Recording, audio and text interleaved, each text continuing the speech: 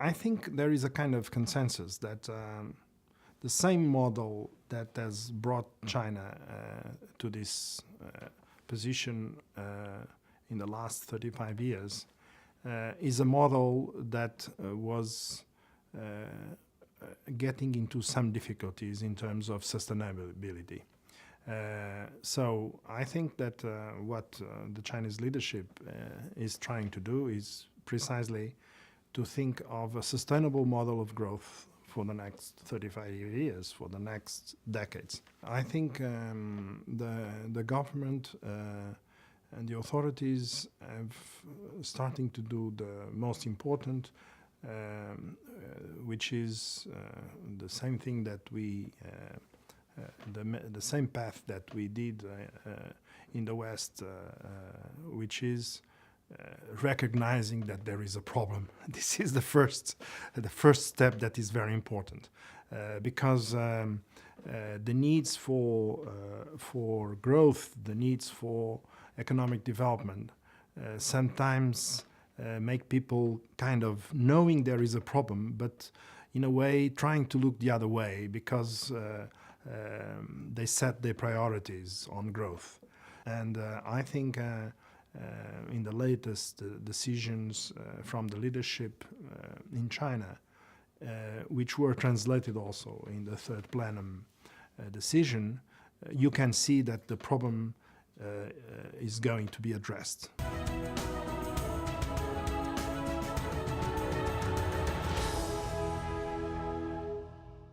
To realize when certain solutions don't work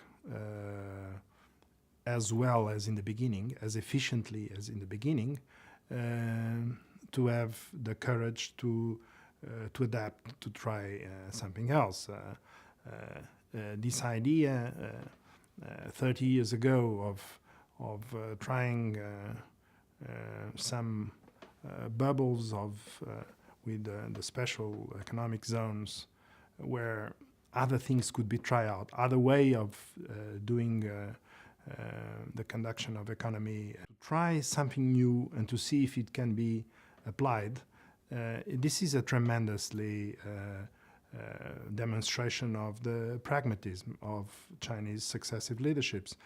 What you are trying to do with the Shanghai pilot trade zone, it's a little bit an example of the same. So I think that if the Chinese leadership continues to have this pragmatism and willing to adapt in order to deliver in jobs and economical development what a population of this size demands.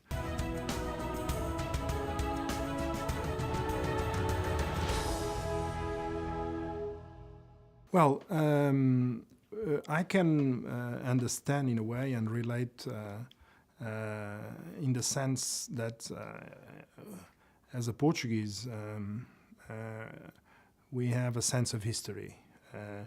We have a self-identity that has to do with what happened not only in the last 20 years, or the last 50 years, but in the last centuries, even millennia. That gives a kind of special flavor and, in a way, also responsibility when we think what we are. And I think Chinese dream, in fact, is that, is looking at yourself, looking what you are not just very recently, but what is centuries and millennia of civilization mean, and realizing that that gives you a kind of special responsibility in terms of what you should achieve. And that's how I see it. It's a kind of personal responsibility of every single Chinese to do the best they can to be in a way,